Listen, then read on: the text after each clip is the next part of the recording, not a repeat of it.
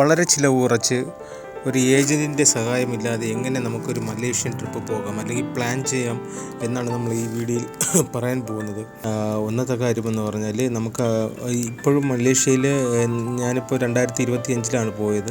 അപ്പോഴും വിസ നമുക്ക് ഫ്രീ തന്നെയാണ്. മലേഷ്യയിൽ ഓൺ അറൈവൽ വിസയാണ് നമുക്ക് ഇപ്പോഴും ഏർപ്പെടുത്തിയിരിക്കുന്നത്. എങ്കിലും നമുക്ക് പോകുന്നതിന് മുമ്പ് ചില കാര്യങ്ങൾ ഇവിടെ ചെയ്തു തീർക്കാനുണ്ട്. എങ്കിൽ നമുക്ക് വളരെ എളുപ്പമായിരിക്കും. വളരെ സോളോ ട്രിപ്പായിരുന്നാലും ഫാമിലി ആയിട്ടായിരുന്നാലും ഒരു ഏജൻറ്റിൻ്റെ സഹായമില്ലാതെ നമുക്ക് മലേഷ്യൻ ട്രിപ്പ് പോകാൻ പറ്റും. ആദ്യമായിട്ട് നമുക്ക് ഫ്ലൈറ്റ് ടിക്കറ്റ് നോക്കാം. ഫ്ലൈറ്റ് ടിക്കറ്റ് നമുക്ക് സ്കൈ സ്കാനർ പോലുള്ള ആപ്ലിക്കേഷൻ വഴി നമുക്ക് ഫ്ലൈറ്റ് ടിക്കറ്റ് ബുക്ക് ചെയ്യാവുന്നതാണ്. സ്കൈ സ്കാനറിൽ വളരെ ചീപ്പായിട്ടുള്ള ഡേറ്റ് നിങ്ങൾ നോക്കുക. അപ്പ് ആൻഡ് ഡൗൺ ഒരാൾക്ക് മാക്സിമം പോയാൽ ഒരു 16,000 രൂപയ്ക്കൊക്കെ നമുക്ക് ഫ്ലൈറ്റ് ടിക്കറ്റ് കിട്ടും. നിങ്ങൾക്കതിൽ ഫ്ലൈറ്റ് ടിക്കറ്റ് ബുക്ക് ചെയ്യാം.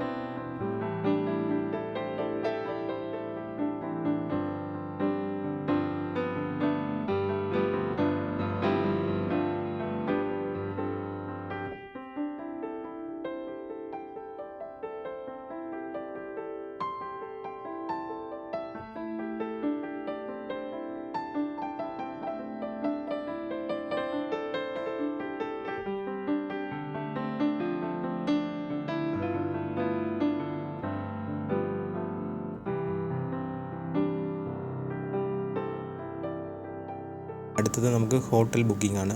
ഹോട്ടൽ ബുക്കിംഗ് നിങ്ങൾ അഗോഡ പോലുള്ള ആപ്പുകൾ ആപ്ലിക്കേഷൻ യൂസ് ചെയ്ത് നിങ്ങൾ ഹോട്ടൽ ബുക്ക് ചെയ്യുക. 800 രൂപ മുതൽ അങ്ങോട്ട് വളരെ 1200, 1600 വളരെ നല്ല റൂംസ് കിട്ടും. മെയിനായിട്ട് നിങ്ങൾ പോകുമ്പോഴത്തേക്കും KL സെൻട്രൽ എന്ന് പറയുന്ന ഒരു സ്ഥലമുണ്ട്. അപ്പോൾ അത് ലൊക്കേറ്റ് ചെയ്ത് അഗോഡയിൽ ഹോട്ടലുകൾ ബുക്ക് ചെയ്യാൻ ശ്രമിച്ചാൽ കുറച്ചുകൂടെ ചീപ്പാവുമെന്ന് എനിക്ക് തോന്നുന്നു.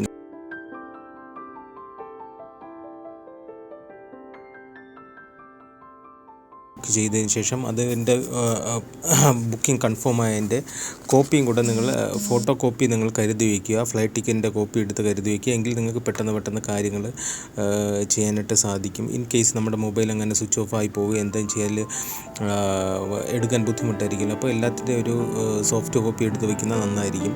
അടുത്തതായിട്ട് നമുക്ക് മലേഷ്യൻ അറൈവൽ കാർഡ് ഒരെണ്ണം എടുക്കേണ്ടതുണ്ട്. നമ്മൾ എന്ന് വെച്ചാൽ നമ്മൾ മലേഷ്യയിൽ എന്നാണോ അവിടെ നമ്മൾ എൻട്രി ചെയ്യുന്നത് അതിനൊരു 3 ദിവസം മുമ്പായിട്ട് നമ്മൾ കാർഡ് എടുക്കണം. കാർഡ് എടുക്കാനായിട്ട് നമ്മൾ അതിൻ്റെ എമിഗ്രേഷൻ്റെ ഒരു വെബ്സൈറ്റ് ഉണ്ട്. അതാണിത്. ഈ വെബ്സൈറ്റിൽ കയറുക. വെബ്സൈറ്റിൽ കയറുമ്പോൾ ഇങ്ങനെ ഒരു ഇൻ്റർഫേസ് വരും. അല്ലെങ്കിൽ ഈ ഫോട്ടോയിലേക്ക് ക്ലിക്ക് ചെയ്താൽ വേറൊരു പേജിലേക്ക് വരും. എന്നിട്ട് ഇതിൽ കണ്ടായിരുന്നോ രജിസ്റ്റർ എന്ന് പറഞ്ഞിട്ടൊരു ഓപ്ഷൻ ഉണ്ട്. അപ്പോൾ ആ രജിസ്ട്രേഷനിൽ ക്ലിക്ക് ചെയ്യുക. രജിസ്ട്രേഷനിൽ ക്ലിക്ക് ചെയ്താൽ ഇവിടെ രജിസ്റ്റർ ചെയ്യേണ്ട നമ്മുടെ പേര്, passport number, date of birth എല്ലാം ഡീറ്റെയിൽസ് നമ്മൾ ഫില്ല് ചെയ്ത് കൊടുക്കണം. നമ്മൾ എത്ര ദിവസം താമസിക്കുന്നത്, ഏത് ഹോട്ടലിലാണ് താമസിക്കുന്നത്, എന്ന് റിട്ടേൺ കെയറും എല്ലാം കൊടുത്തിട്ട് നമ്മൾ സബ്മിറ്റ് കൊടുത്താൽ നമുക്കിവിടെ ഒരു റിസീപ്റ്റ് വരും. അപ്പോൾ നമ്മളതിൻ്റെ PDF ആണ്. ആ PDF നമുക്ക് ഡൗൺലോഡ് ചെയ്തെടുത്തിട്ട് അതിൻ്റെ പ്രിൻ്റ് എടുക്കുക.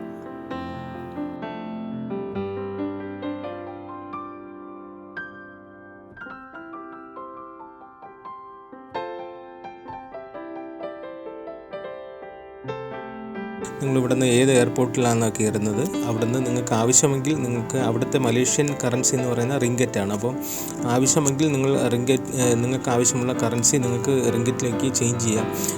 എനിക്ക് തോന്നുന്നു നമുക്ക് ഇന്ത്യയിൽ 10% ടാക്സ് എന്തോ ഇത് എയർപോർട്ടിനകത്ത് ചേഞ്ച് ചെയ്യാൻ നേരത്ത് പിടിക്കുന്നുണ്ട്. അപ്പം ഞാൻ അവിടെ ഇറങ്ങിയതിന് ശേഷം ലോക്കൽ ഏജൻറ്റിൻ്റെ കൊടുത്തപ്പോഴത്തെ കുറച്ച് ലാഭമായിട്ട് എനിക്ക് കറൻസി കിട്ടി. ഞാൻ അങ്ങനെ ചെയ്തത്. ഞാൻ ഇവിടുന്ന് ക്യാഷ് ഒന്നും കൺവേർട്ട് ചെയ്തില്ലായിരുന്നു. പോയി അവിടുത്തെ മലേഷ്യൻ എയർപോർട്ടിൽ ഇറങ്ങിയിട്ട് അവിടുത്തെ എമിഗ്രേഷനിൽ നമുക്ക് വളരെ പ്രയാസമുള്ള കാര്യങ്ങളൊന്നുമില്ല. അവർ ചോദിക്കും എന്തിനാണ് വന്നത്, എത്ര ദിവസം നിങ്ങൾ ഇവിടെ ഉണ്ടാവും, ഹോട്ടൽ ബുക്കിംഗ് എല്ലാം കൊടുക്കണം, ഫിംഗർ പ്രിൻറ്റ് കൊടുക്കണം, നമ്മുടെ ഒരു ഫോട്ടോ അവരെടുക്കും. അതെല്ലാം കൊടുത്തിട്ട് നമുക്ക് എക്സിറ്റ് ചെയ്ത് പുറത്തിറങ്ങാം. നമ്മൾ എയർപോർട്ടിൽ നിന്ന് പുറത്തിറങ്ങിയതിന് ശേഷം നമുക്കടുത്ത ആവശ്യമുള്ളത് സിം കാർഡാണ് ആവശ്യമുള്ളത്. സിം കാർഡ് എയർപോർട്ടിനകത്ത് കിട്ടും, പുറത്ത് നമ്മൾ ഈ ഷോപ്പിൽ പോയിരുന്നാലും സിം കാർഡ് കിട്ടും. അപ്പോൾ ഞാൻ എടുത്തത് പുറത്താണ് എടുത്തത്. പുറത്ത് അകത്തുള്ളതിനേക്കാളും പുറത്ത് ഇച്ചിരി റേറ്റ് കുറവാണ്. പുറത്ത് KL സെൻറ്ററിൽ വന്നപ്പോഴാണ് ഞാൻ സിം കാർഡ് എടുത്തത്. സിം കാർഡ് 25 റിങ്കറ്റ് ആയിരുന്നു. 30 GB ഡാറ്റ നമുക്ക് യൂസ് ചെയ്യാൻ പറ്റും. നമ്മുടെ നാട്ടിലെ 480-500 രൂപയോളം വരുന്നുണ്ട്. എയർപോർട്ടിൽ നിന്ന് താഴെ ഇറങ്ങിയിട്ട് ഗ്രൗണ്ടിൽ വന്നിട്ട് നമുക്ക് ടിക്കറ്റ് കൗണ്ടറുണ്ട്, ബസ്സിൻ്റെ ടിക്കറ്റ് കൗണ്ടറുണ്ട്. അവിടെ KL സെൻറ്റർ എന്ന് പറയുമ്പോൾ അവർ ടിക്കറ്റ് തരും. അപ്പോൾ ആ ടിക്കറ്റിൽ പ്രിൻ്റ് ചെയ്തിട്ടുണ്ടാവും ഏത് വണ്ടിയാണ് വരുന്നത്, വണ്ടിയുടെ നമ്പറും, ഏത് പ്ലാറ്റ്ഫോമിൽ നിൽക്കേണ്ടത്, വണ്ടിയുടെ ടൈം ഉൾപ്പെടെ അതിൽ വരും. നമ്മൾ ആ പ്ലാറ്റ്ഫോമിൽ പോയി നിൽക്കുമ്പോൾ ബസ് ആ ടൈമിന് തന്നെ അവിടെ വരും.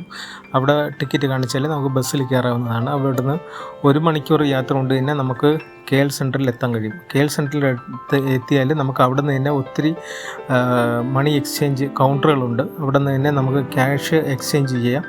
എന്നിട്ട് നമുക്ക് റൂമിലേക്ക്, ഹോട്ടലിലേക്ക് പോകാവുന്നതാണ്. അവിടെ നിന്ന് തന്നെ നമുക്ക് സിം കാർഡും എടുക്കാൻ പറ്റും. സിം കാർഡ് എടുത്തിട്ട് ഡാറ്റ ഓൺ ആക്കിയിട്ട് ഗ്രാബ് എന്ന് പറയുന്ന ആപ്ലിക്കേഷൻ ഇൻസ്റ്റാൾ ചെയ്യുക.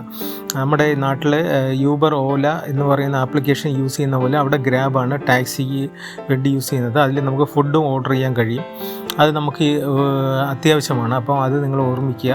ഗ്രാബ് എന്ന് പറയുന്ന ആപ്ലിക്കേഷൻ നിങ്ങൾ ഇൻസ്റ്റാൾ ചെയ്യുക. ഇൻസ്റ്റാൾ ചെയ്തിട്ട് ഡാറ്റ ഓൺ ആക്കിയിട്ട് നിങ്ങൾ ഹോട്ടൽ എവിടെയാണ് ബുക്ക് ചെയ്തിരിക്കുന്നത് അവിടെ നിന്ന് പോവുക. നിങ്ങൾ അഥവാ KL സെൻറ്ററിലല്ല, പെട്രോണസിൻ്റെ അവിടെയാണ് നിങ്ങൾ ബുക്ക് ചെയ്തിട്ടുണ്ടെങ്കിൽ അവിടെ നിന്ന് അടുത്ത മെട്രോ എടുത്താൽ നിങ്ങൾക്ക് അവിടെ നിന്ന്